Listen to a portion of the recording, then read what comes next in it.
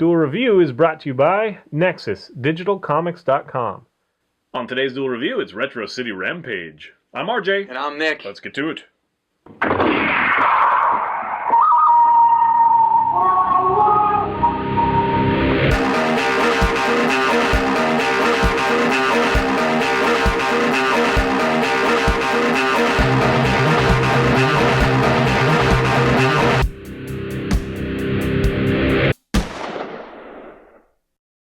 Hey everybody, today is the 15th of January, and we're going to talk about a great game, Retro City Rampage. That's right, and this is one of those games that kind of you hear a lot about, and then it just kind of happens, and you don't realize that it's happened. So, like, the hype just kind of flows into the actual release date and people playing it, and then suddenly you're like, oh wait, it came out? Oh my god. So, it did come out in October, and it's one of those rare gems that just, it pays homage to so much of your or our, childhood that it can't be overlooked. You can't not play this game. Hits a lot of notes. Yeah.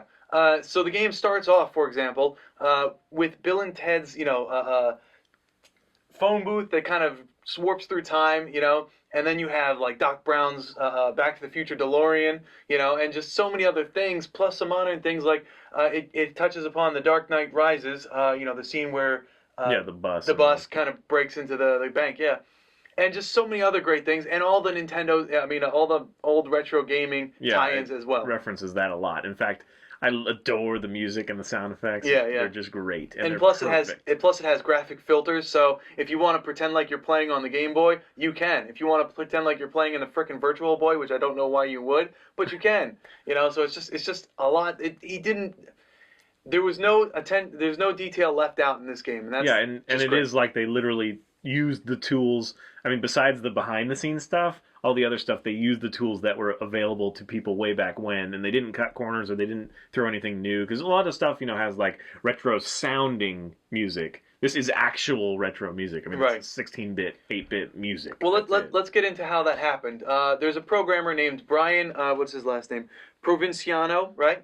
And one of his favorite games in the world was Grand Theft Auto 3. And what he wanted to do was put the Grand Theft Auto 3 onto the Nintendo. So he actually built himself a Nintendo casing, and he programmed it, and he tried to, find ways to do the graphics and events that happen without, under the Nintendo specifications while working with the PlayStation game format of Grand Theft Auto 3.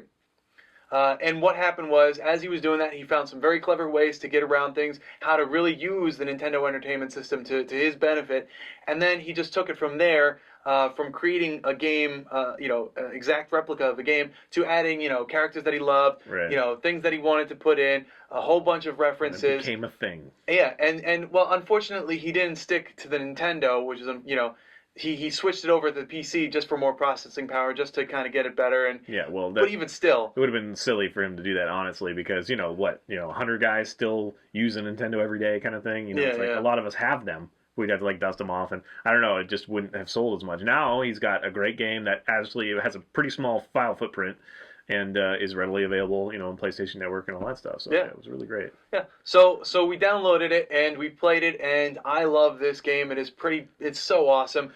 Just the 8-bit characters, you play as player who is kind of like this greased henchman who I works wish it was for player one. I really do. Yeah. Because sometimes it just sounds like dog player, you know what I mean? If it was player one, I think that'd be funnier, because it's like, oh, you just didn't, put in your name. Yeah, but a lot of those games used to do. Well, I mean, whatever. For example, small thing. Final Fantasy always had player, not player one. Yeah. You start off with player as your name, which is where I think he got that. But yeah, I guess you're right. I think it would have been funnier if he did player one. It would just break it up a little bit more. Right. So you have all of those great 8-bit characters that you love kind of meshed in there. You have some references to Super Mario. You have references to Mega Man. Yeah. Sonic, Teenage Mutant Ninja Turtles. A lot of that, especially the water level. The original Teenage Mutant Ninja Turtles. Oh, dude, Nintendo, I hated that level. I hated that too. This one's easier, but it still sucks. But yeah, and the thing is that it's key that they do just a little bit of each, so it doesn't get really tiresome, and that's the cool thing. And also, traveling around the city, as soon as I started being like, this sucks, I hate it when games pad the game, that literally came up in the game. They're like, oh, well, actually, I'm going to summon a whirlwind this time, so we don't pad the game like other, whatever, and that was just awesome. Yeah. And, they reference Zelda a lot, which was great. Even have the sword and the shields that you can get. Yeah, and there's this one specific scene in the first Zelda where there's like an edge, and then you have a plank, and then another plank with a heart, which means that you need to use your ladder to kind of cross over, and that's like exactly placed in there, which I love. Well, and there's like a whole section of the city that's like almost Zelda, perfect, whatever, right, landscape and whatnot. Anyway, yes, I don't love it quite as much as you. I don't think. I did get frustrated. Did you make it to that boss that I was talking about? I did not. It's like one of the last bosses. He's the type that cleans out the entire game. I just kind of played the main story because I wanted to see the ending, and I didn't quite get to the ending because there's this one boss that is just like maddeningly hard, and I couldn't figure out. Maybe I'm just doing the wrong thing. I couldn't, he wasn't responding or like blinking when I hit him or anything. So I was just kind of like, I don't know what to do, and I just kind of lost time and just went on to something else and didn't come back to it. So I still haven't finished it, and I got frustrated at that point. But that was the only time I got frustrated. Other than, there are some moments where it's really hard. Like there's this building a bridge into a castle by throwing people into the lava. And I didn't get it for a while. Like, it took me some experimentation to finally figure out that I had to not only throw it, but there were a few that I had to throw twice, and it would uncover, like, stepping stones, and then I had to jump. So I was trying to build the entire bridge, and it just wasn't happening. And finally, I just tried to go across, and after dying twice, I made it. But, so there are some moments, just like a traditional, old school games, they're like, what do I do? I don't know. And it takes you, like, an hour when it should only take you, like, a minute. But other than that, the references they're full tilt. They're everywhere, and it's really great. One of the things that probably bothers me the most is, you know how like in Super Mario you have, your little character and then times 3, which means that you have 3 lives left. This one goes backwards. So you start off with no life, and every time you die, it tells you how many times you died. Minus 500. Yeah, so I'm at like minus 30 right now, and I'm like, wow, how did I die that many times? And I was at minus 50. Oh, wow. Yeah, I'm surprised that you're only minus 30. You die a lot, really. Yeah. Well, because there's missions where you get like a suit, and then it has this arm thing, and it's like, what do I do? Like, I don't really know what to do, and finally you figure it out, or you weren't paying attention and you missed the tiny little, Yeah, the little blurb that tells you what you're supposed to be doing. Yeah, so that happened quite a bit. And, otherwise it's just, when you're driving around the city, it is very Grand Theft Auto, where you run over a couple of people and a cop sees you, then it kind of escalates, and eventually they'll bring, like, tanks and stuff. Yeah. But it's actually kind of hard to piss them off that much. I wish it was a little easier to piss them off that much. Really? I piss them off all the time, mostly because movement, and I think that's the only drawback that I have, is movement is kind of... hectic, it's not fluid. I don't feel like I have complete control over my character. Problem with it. I did better at that, I guess. And driving. But I think I like that too, because even though I'm driving like all over the place, it just kind of adds to the Rampage feel of it, you know. So I was really excited when they did the Paperboy level, because I love Paperboy, and it's like really expensive. Like, people are charging up the butt to get a copy of Paperboy. Wow. I mean, it's like $30 or something for paper, but still, I mean, that's a lot for an old game like that. I probably would only play a couple times and be like, hey, this was so cool, and then never play it again. Anyway, so they had this little level, and it's Paperboy-ish, but you have to do other stuff too, so I was a little disappointed with that. But other than that, I really do love this game. I'm just kind of picking out the things that I didn't quite like as much. Yeah. But as an experience, it's a great experience, and you can't beat free, because we both got it for free because of the PlayStation Plus. Thank you. And free. We pay monthly, but anyway. Yeah, but PlayStation Plus well is worth awesome. it anyway. Well, it's a yearly fee, yeah.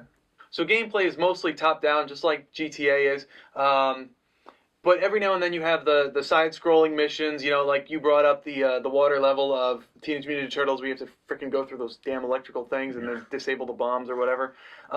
So it does it does change things up every now and then. But really, what you're really playing it for is all the humor, all the little references, all the buildings that you see, the skate and buy as opposed to the skate or die game. Yeah. Just everything that you see. And I love that you can get the tattoos and the barber and change your face radically and all that. That's a lot of fun. The one thing I didn't like, they had the Saved by the Bell reference, and it actually gave me the beanie, and I didn't remember where the stupid barber is to get rid of it.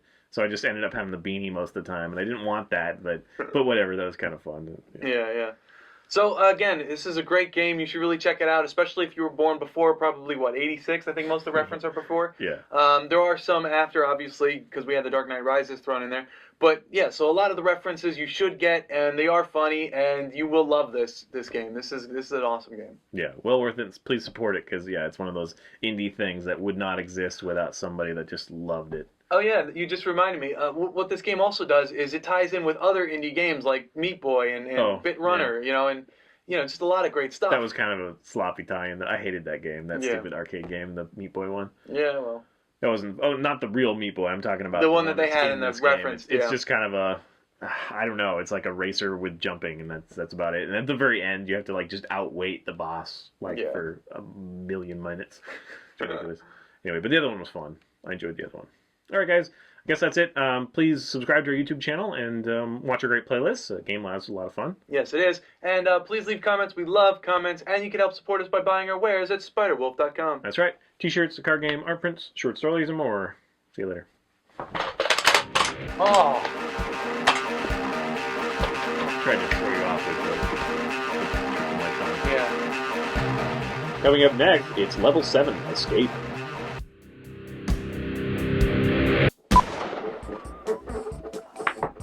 Dude, stop squeaking. Yeah, seriously. That's my knee. That'd be very wrong. Okay, so you need to move it in just a tiny bit. The first ring. No, that, yeah. Just, no, too much. Too much. Back the other way. Stop. No, too much. Stop. No, a little more. There, stop. That's good. See what I mean, man? Hey everybody, today is the 15th, and we're talking about Retro City Rampage. That's right. And this one kind of came up and it kind of... What? What did it do? I gotta know. crept up behind me and... Crept up behind you? Yeah, scared me. How does that tie into the game? Is that really what you're gonna say? No. Okay. I was gonna say, it's like, your humor's broken. It is right now, actually. T-shirts, the card game, art prints, short stories, and more. See you later. Oh! Tried to throw you off with the, the trip of my tongue. Yeah. You're like, are we gonna do this over again? No! Ha ha ha ha! I'm gonna pay you back for the consideration I showed last time. The stupid consideration.